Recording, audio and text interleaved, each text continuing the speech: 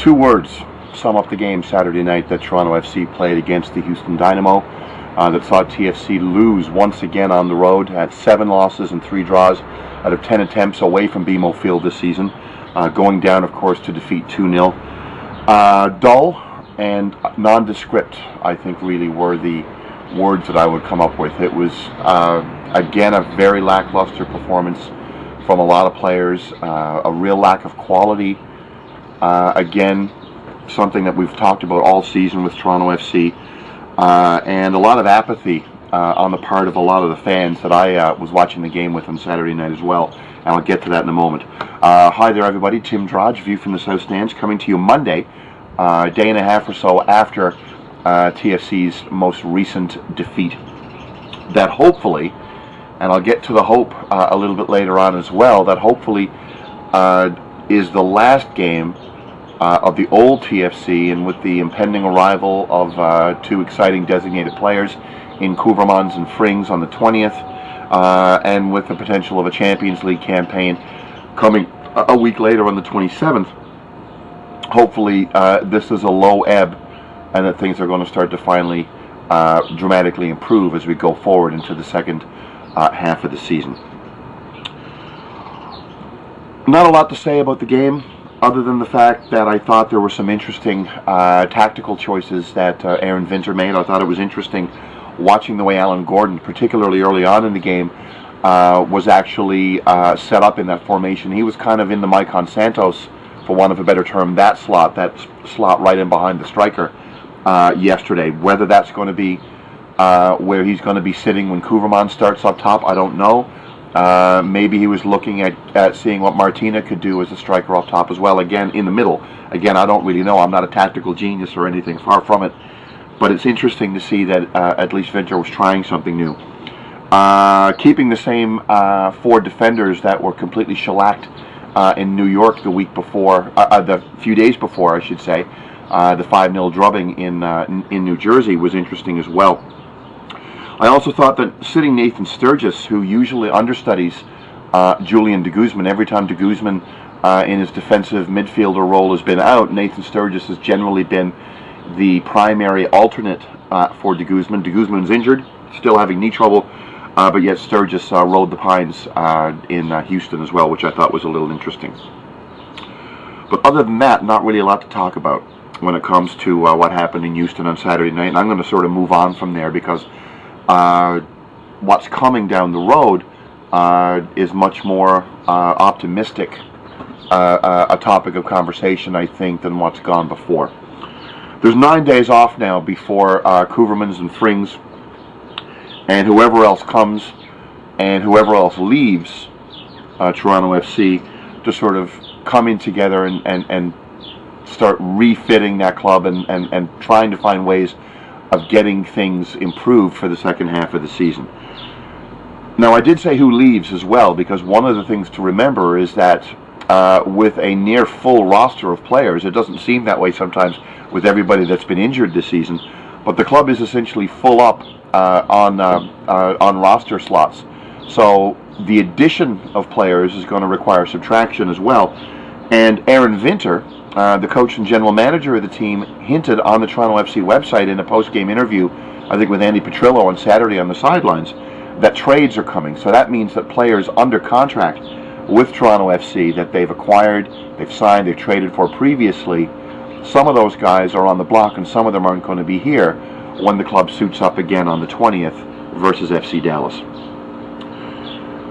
I don't know who that's going to be, but I think logically it's probably going to be some American midfielder or 2, players that count as domestics, whether that be, I'm just going to throw it out there, whether that be a Tony Tchani, whether that be a Jacob Peterson, whether that be a guy like Nathan Sturgis, that are average journeyman Major League Soccer players that may fill a need or a niche for another club that allows TFC to bring in defensive cover, for example. And again, I'm just speculating, but it seems like that's one of the few areas where TFC has a bit of a surplus that they can actually use to talk to other teams and maybe acquire a piece or 2 that might help TFC on the back line or fill some of the other holes that the club has.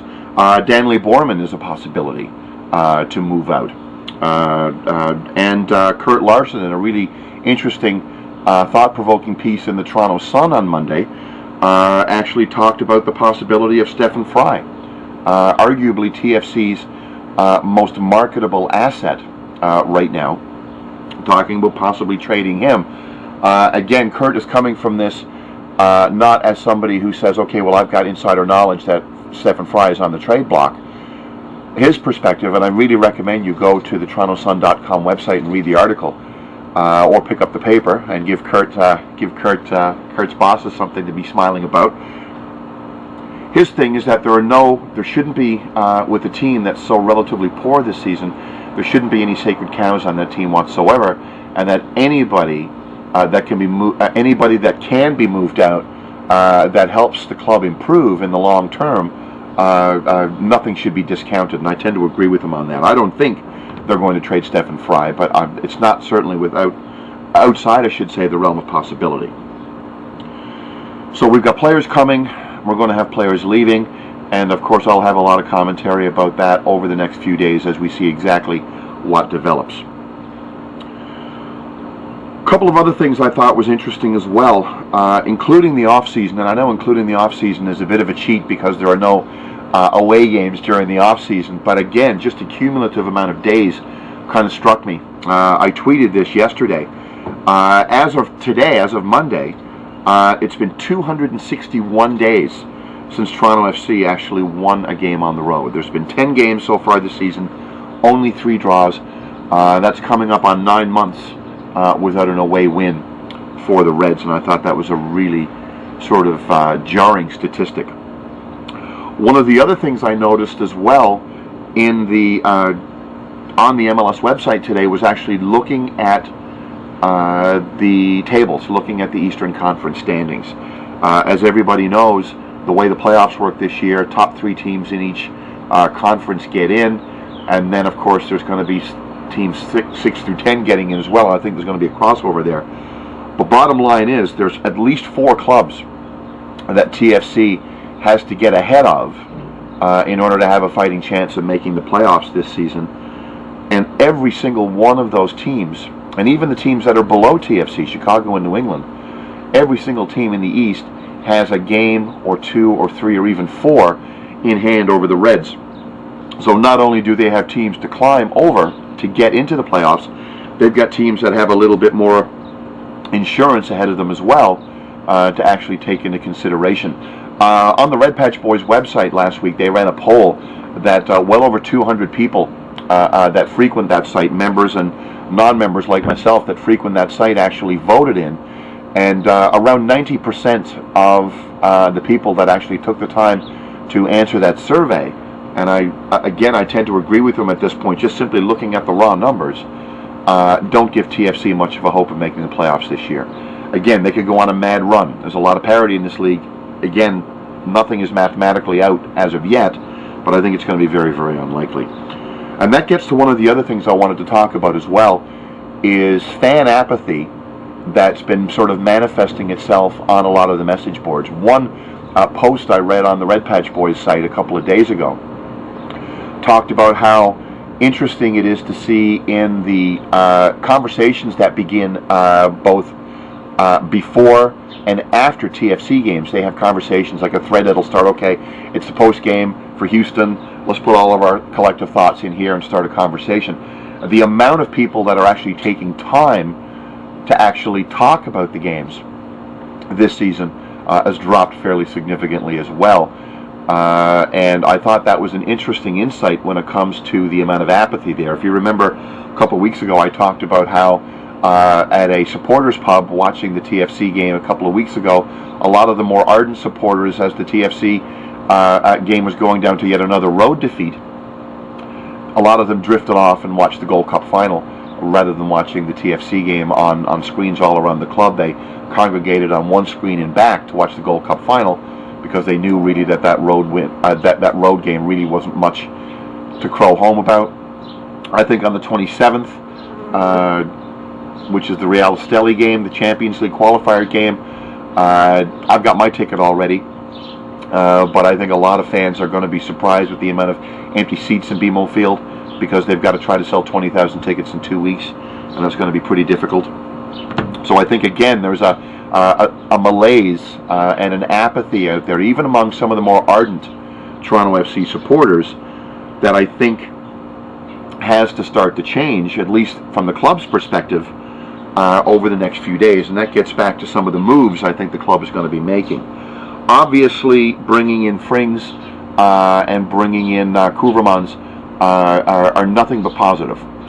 They speak to the commitment that the management has to improving the team. They're spending significant millions on these players. I don't know what the numbers are yet. We'll know soon, but it's obviously in the millions of dollars. They're one of the only teams in the league to commit themselves to 3 designated players. So without a doubt, they're willing to actually go out and spend what it takes, what Aaron Vinter thinks the team needs to spend in order to compete, and that's something.